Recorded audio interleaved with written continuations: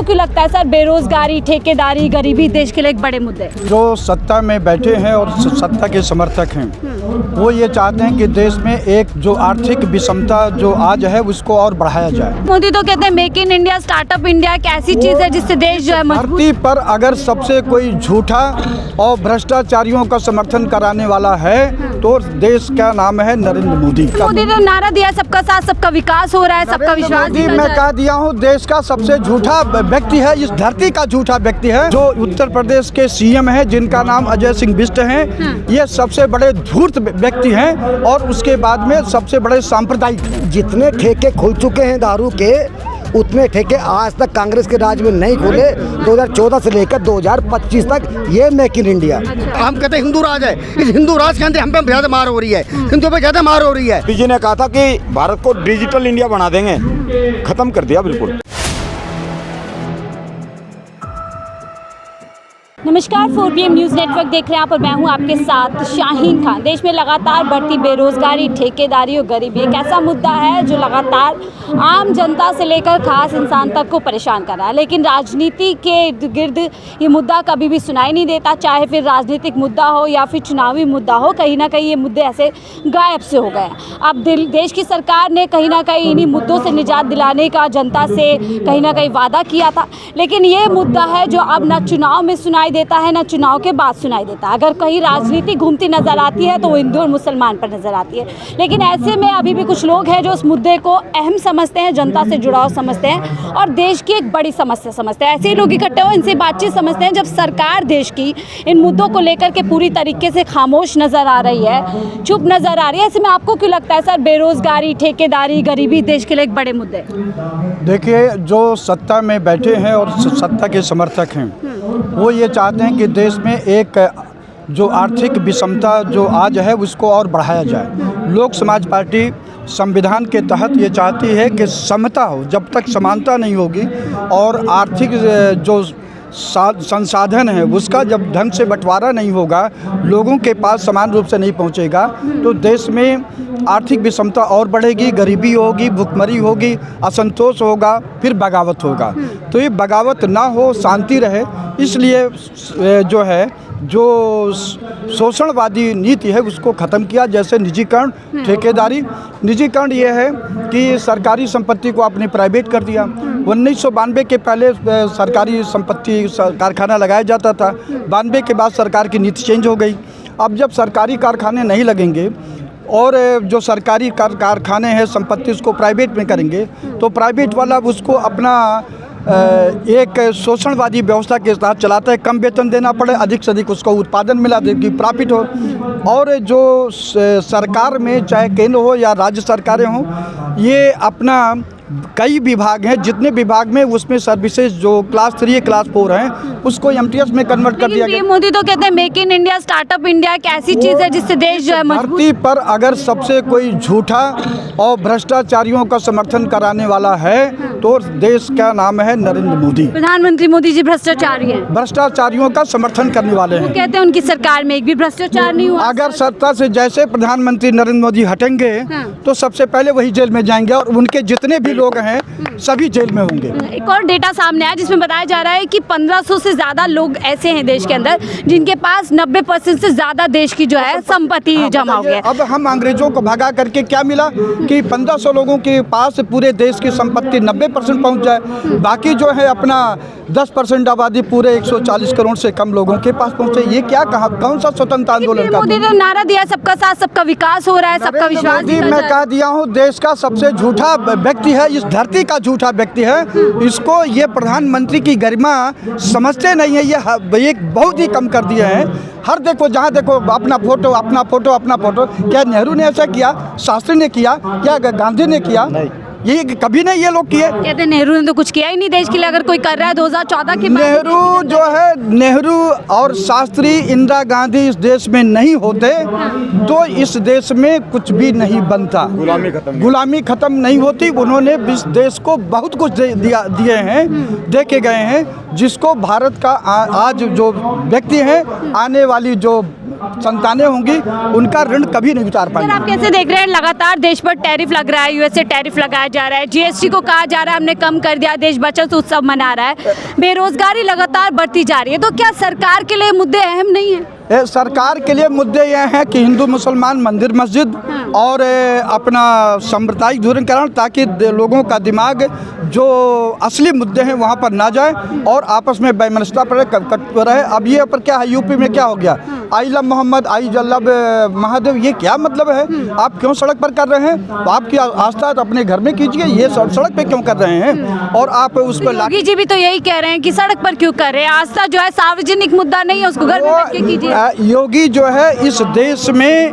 जो उत्तर प्रदेश के सीएम हैं जिनका नाम अजय सिंह बिष्ट हैं, ये सबसे बड़े धूर्त व्यक्ति हैं और उसके बाद में सबसे बड़े सांप्रदायिक हैं योगी जी। ये और क्या, सबसे बड़े सांप्रदायिक। कह रहे कानून व्यवस्था को हम बनाए रखें, उसमें किसी को कुछ नहीं है, सिर्फ अपने लोगों के लिए सत्ता है, बाकी के लिए वो अपना विष है, वही वो चल रहे हैं। मैं आगे जाती हूँ, एक सवाल और आपसे ले लेती हूँ। पीएम मोदी ने कहा था बहुत ही महंगाई की मार, अब की बार मोदी सरकार, अच्छे दिन आएंगे। इन अच्छे दिनों में क्या लग रहा है, जनता के पूरी तरीके से बुरे हालात चलते नजर आ रहे हैं? आप देखिए हर सिस्टम में प्राइवेट कर दिए और प्राइवेट के जनता दिन पर दिन 10वीं 12वीं BA BSc BCom अपना टेक्निकल कोर्स करके लाखों की संख्या में बढ़ रहे हैं। आप सरकारी कारखाना संस्थान लगा नहीं रहे हो, बाहर के लोग आ नहीं रहे हैं, आ रहे हैं वो ठेके पे जा रहे हैं, तो बेरोजगारी तो बढ़ेगी ना।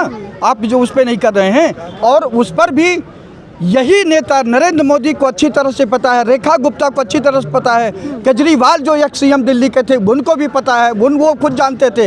अपने लोगों को ठेका दे करके हमारे आपके युवा बेचारों को मतलब 8,000 10,000 15,000, अब तो इस ठेकेदारी में भर्ती करने के लिए 50,000 से लेकर के रिश्वत लग रही है, ठेकेदारी प्रथा हाँ, बिल्कुल हो रही है। यानी भविष्य अब ठेकेदारी पर ही हो गया। पीएम मोदी कहते हैं हम startup India, make in India पे जो है फोकस कर रहे हैं। देखिए मेकअप इंडिया, आप कहीं गुजरात गई हैं? गुजरात गई हैं आप? गुजरात गए नहीं, पर दूर से सब जानते हैं मॉडल। हाँ, मैं आपका वो गुजरात का मॉडल बताता हूँ। मैं 9 साल गुजरात के अंदर रहा। गुजरात के अंदर तकरीबन 75 केसेस डाइवोर्स के। अच्छा, ये मेक इन इंडिया की तरफ जा रहे हैं हम लोग। कितना 75%। ये मेक इन इंडिया है कि जहाँ मोदी जी बोलते हैं कि भाई फैमिली बसनी नहीं चाहिए, हर तीसरी लड़की अपने मायके बैठी है। अच्छा, और मेक इन इंडिया का दूसरा मतलब क्या है कि 14 साल साथ रहने के बाद महिला डाइवोर्स एक्ट डालती है और 50-60 लाख रुपए लेके जाती है।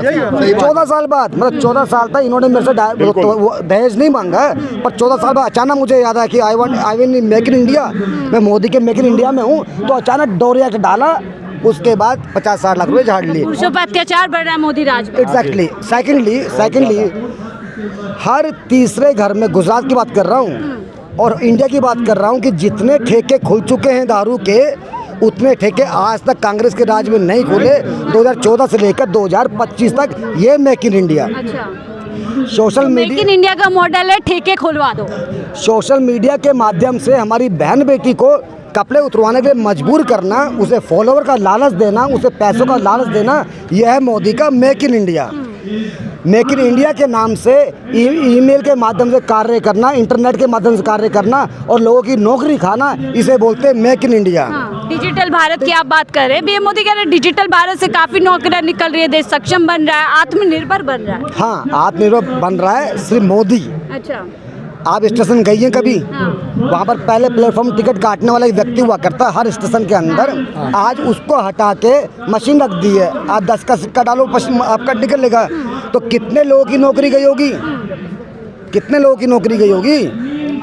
बहुत सारी चीज़ें हैं जो आज मोदी के राज में बहुत गलत हो रही हैं। नौकरी का मॉडल ही लेकर तो पीएम मोदी आए थे, 2 करोड़ रोजगार देंगे, देश को पूरी तरीके से आगे बढ़ाएंगे और विकसित भारत का नारा बार बार देते हैं। मैं सही बताऊँ, मैं बेरोजगार हूँ। अच्छा, मैं खुद बेरोजगार हूँ। मैं लोगों से पैसा लेके धरने पे आता हूँ। अच्छा, नौकरी नहीं है मेरे लिए बिल्कुल भी। हम तो कह रहे हैं अच्छे दिन आ रहे हैं मोदी राज में, पूरे तरीके से अमृत राज चल रहा है देश के अंदर, जनता के हालात बदल रहे हैं। मैडम आप ये बताइए, इससे अच्छे दिन और क्या आएंगे हैं? इस टाइम सबसे ज़्यादा मुद्दा ये हो रहा है हिंदू मुस्लिम सिख ईसाई। हम कहते हैं भाई भाई, लेकिन हम भाई भाई नहीं है। पीएम मोदी भी तो यही कहते हैं सबका साथ सबका विकास। कहाँ कह सकते सब? अभी गुजरात के तुम्हारे राजस्थान के अंदर अभी गुरुद्वारे के अंदर रात को 2 बजे हमला हुआ है। हैं? पहले कभी कांग्रेस राज में से हमले हुए गुरुद्वारा मंदिरों पे? ये बताइए कभी हमले हुए हैं? या अभी हमले या मंदिर पे गुरुद्वारे पे क्यों होते हैं? या इधर मस्जिद पे हमले क्यों ज़्यादा हो रहे हैं? ये कारण क्या है? ये तो कह रहे हिंदुओं को जगा रहे, हिंदुओं को काफी दबाया हुआ था। इस हिंदू हम कहते हैं हिंदू राज है, इस हिंदू राज के अंदर हम पे ज़्यादा मार हो रही है, हिंदुओं पे ज़्यादा मार हो रही है।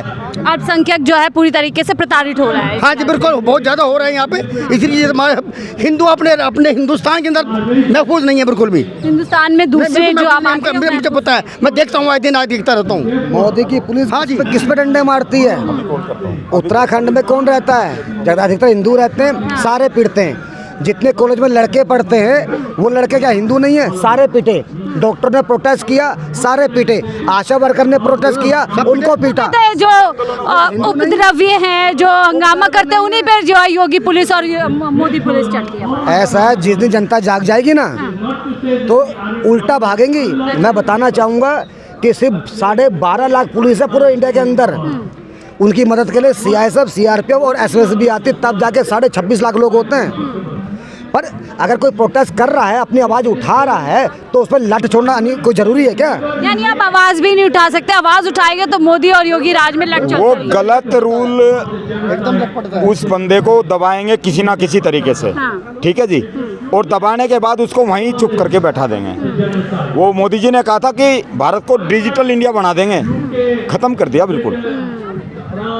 अपनी सोच तो है ये बिल्कुल। आपको क्या लग रहा है, क्या ये मुद्दे कभी बन पाएंगे? कभी क्या मुख्य राजनीति में आएंगे? महंगाई, बेरोजगारी, क्योंकि 11 साल से आएंगे क्यों नहीं, आएंगे क्यों नहीं? परिवर्तन अगर हो जाएगा ना तो अच्छी तरह आएंगे। बात ही नहीं कर रहा है, देश लगातार कर्ज में डूबा जा रहा है, 4थे नंबर पे आ गया है। समय आएगा, समय जरूर आएगा।